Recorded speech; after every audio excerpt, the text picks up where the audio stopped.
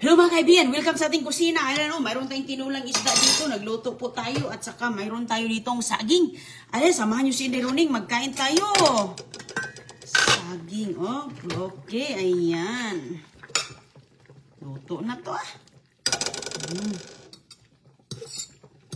Saba. Sabang saging lang ang nakayanan sa ating bulsa ngayon mga kaibigan. Ayun. Uy. Wow. Wow na wow. Kaya kain tayo. I-ano na natin to. Ilagay natin siya dyan. Okay. Ito. At ang ating tinulang isda na overuse na. Na overcook na. Okay lang. Sarap ang sabaw nito mga kaibigan. Oh, wow. Nilagyan ko ng maraming luya. Ayun. Ayun. Sabaw. Sarap tong saba. Saba-saba muna tayo. Okay. Lagyan natin ito sa gilid. Ay, mainit.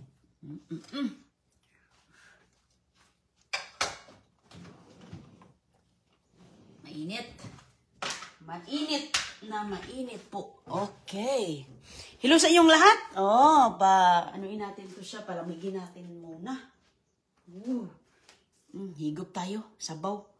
Sabaw sa maulan na panahon dito. Medyo malamig-lamig dahil sa ulan. Lakas ng ulan kagabi. Sarap ng tulog ko. Higop sabaw. Sarap na bilong-bilong na isda. Bilong-bilong mga kaibigan ito ba? Yung malapad na bilong-bilong. Oh. Nasa ilalim pa nakatago ang ating bilong-bilong. Oh, ayun.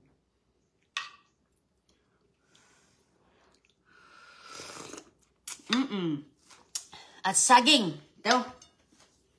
Init ang saging. Ito hinog. Hinog, may hilaw. Bulakitin. Bulikato na nato ang saging. Uy! Ayan. Saba. Saba. Kain tayo.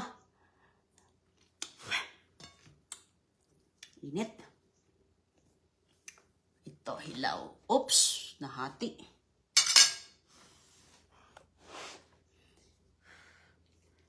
Ayan, balatan muna natin. Natanggal yung ano, na.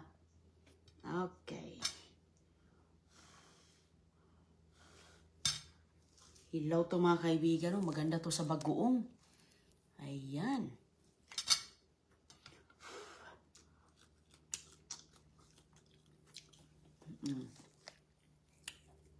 Saba. Pariho tayo ng ano ngayon, pagkain mga kaibigan. Upo tayo doon. Upo tayo, plaster tayo. Sarap nito. Sausaw dito sa sabaw. Pwede na. Mahali kayo. Kain tayo kayo. With isda. Isdang tinula. Okay na. Okay na yan. At saka, mayroon ako ditong tsaa.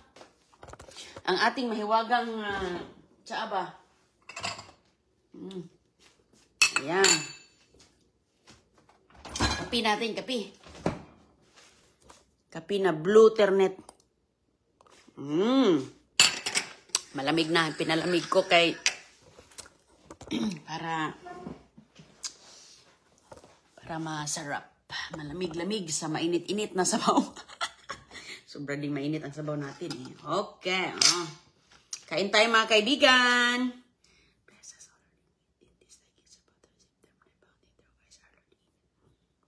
Salamat Panginoon sa ito, bigay lang to sa atin, no? Maraming salamat sa Ate Jima Ropulas ng Kabayan Restaurant sa Royal Palm Beach. Yan, bisitahin nyo ang Kabayan Restaurant sa Royal Palm Beach, mga kaibigan. Mga authentic na mga Pilipino food, andoon lahat. Pwede ka pang makapag-request ano ang gusto mong lutuin nila, abot sa kanilang makakaya. Kaya, ayan, ayun na. Laki ng aking ano, ang laki ng ating kutsara. Oy, sabaw. Kahatid ko lang sa mga bulilit natin. Nag-asikaso ako doon sa aking mga alaga. Sus, mga kaibigan, bago gawin natin ang iba, asikasuhin muna. Bago tayo kakain, asikasuhin muna. Ito yung bilong-bilong na isda, yung malapad ba? Ayan, kilala nyo yan? Yan yung malapad na bilong-bilong.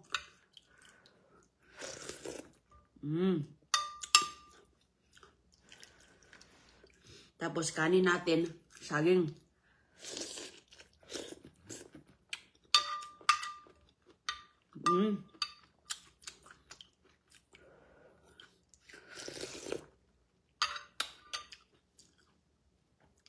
Saging.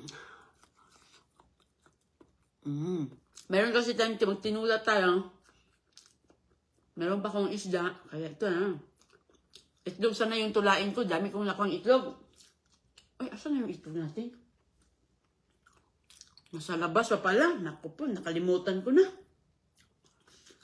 Nasa labas pala yung itlog. Tinan mo nga, sa dami kong ginagawa, nakalimutan ko na. Saan ko nilagay? Bakit kinakain na yun ng... Tingnan natin makabilang, baka kinain na ng pusa. Ay, okay, andun lang pala. Okay. Andun lang pala sa mesa. May pusa ditong gala. Yung mga gala ba na walang nagmamay-ari. Higop. Itong isda na bilong-bilong, mga kaibigan, yung malapad, ito yung marami dito. Isda-isda lang tayo with saging. Ayos na. Hindi kasi ito masyadong matarik.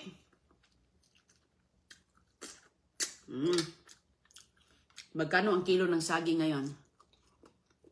Mahal ang bigas eh. Saging na lang. Basta anong meron.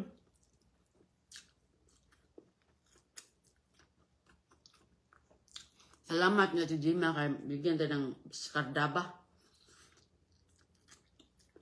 Kardaba, usaba.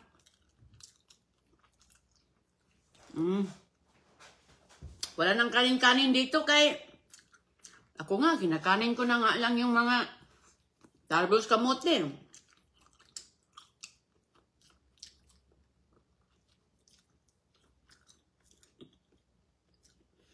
Mga ano din yan sa atin. Fiber din yan.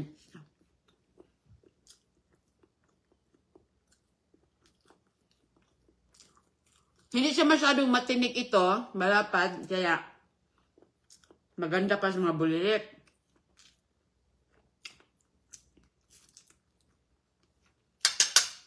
Kaya po sa inyo dyan, magandang nabisi ako dito kay ang dami kong ginagawa, maglalaba pa ako ngayon.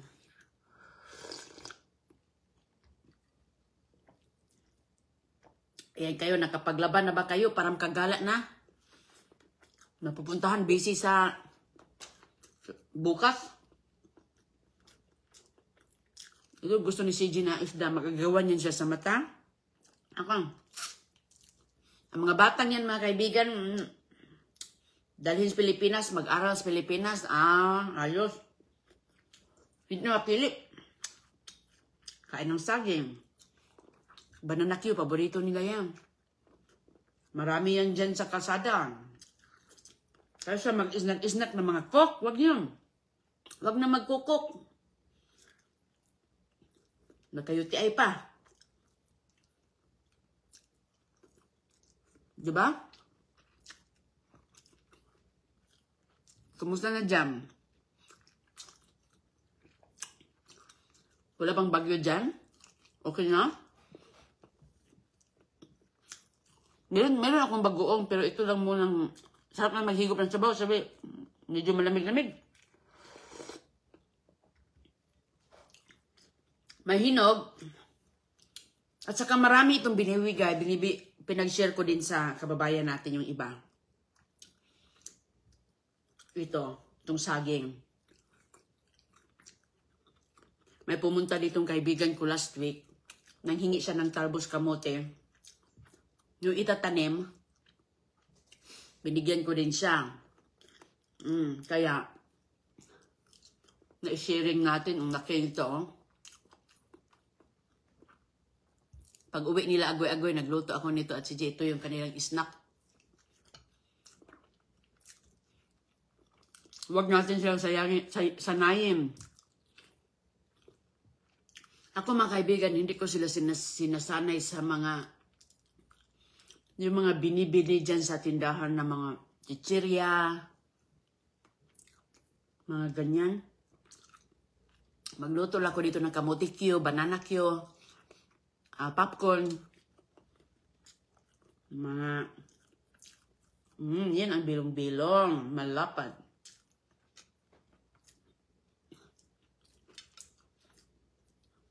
Maganda ito sa mga kaibigan, fish oil. Mataba kasi ang isda na to eh. Tingnan mo nga, yung sabaw niya, makataba-taba. Kainin niya yung isda na hindi po siya madugo at saka mga matataba. Gaya nitong bilong-bilong. High in fish oil din yan.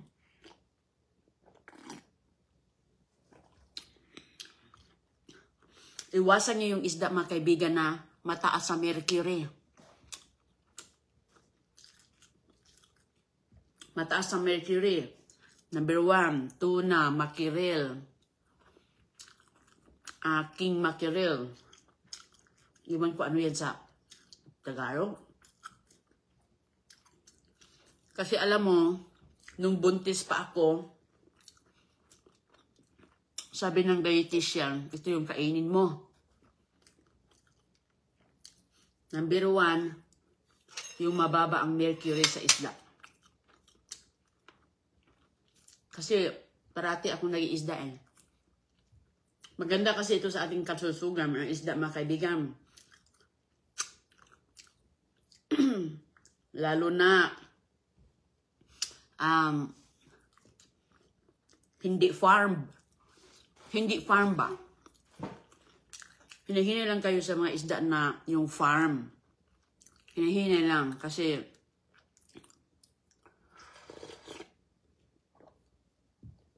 mayroon din yung mga mga nilalagay ba? Ayun, matang isda oh. Ako nung bata pa, nagagawan din kami nito ng mga pinsan ko. Si Lula ko yung repere. Kasi, iwan ko ba? Bakit nagagawa, no? Pati ngayon, yung dalawa ko, ay fruit. Kaya bago ko yan ilagay sa misa, kinuha ko na, nilagay ko na sa plato nila kasi nga, si G, gusto. Kasi, ako.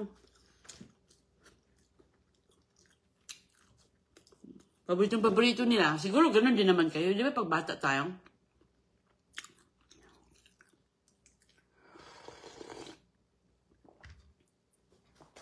Ayan, malasa talaga ang sabaw no, kapag nasa dagat. Kahit walang,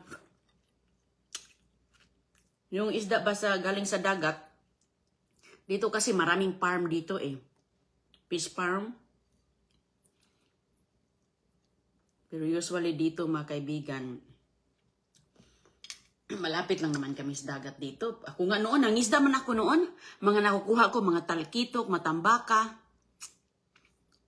Ngayon kasi, sus ko, gusto kong mangisda kasi mahilig ako dyan eh. Maliit pa kami, pumupunta na kami sa tabing dagat doon sa amin. Sa Magiti. Sus mga kaibigan, hanggang umaga, lutay, doon na kami. Kain tayo, maganda pa ito kasi kanin. Ito yung kinakain ng mga kaluluhan ko. Kain sila nito, saging, kamuting kahoy, kamote. Bago sila pupunta sa bukid, magtrabaho. Mahirap ang trabaho sa bukid para matagal silang magutom. Kasi kapag kakain sila ng rice, mabilis lang gutumin. Kailangan pa nilang mag-snack, merienda. Noon, ang trabaho sa bukid, walang hinto. Dahil aabutin ka ng ulan, tirik ng araw sa tanghali na sobrang init. Kaya, walang hinto ang trabaho. may oras na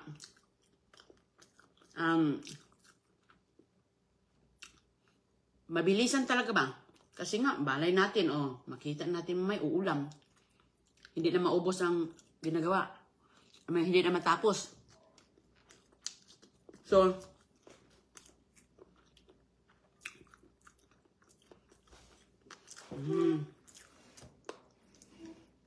kaya mabigat talaga to siya. Magabat talaga kang gutom. Hindi mo na kailangan mag-cook dyan, mag-juice, mag-pan, mag-kinapay. At saka, depende po sa lifestyle ninyo kasi yung lifestyle sa taga-bukid, more on gulay, isda, at saka bisayang manok. Kaya dami natin itlog dyan.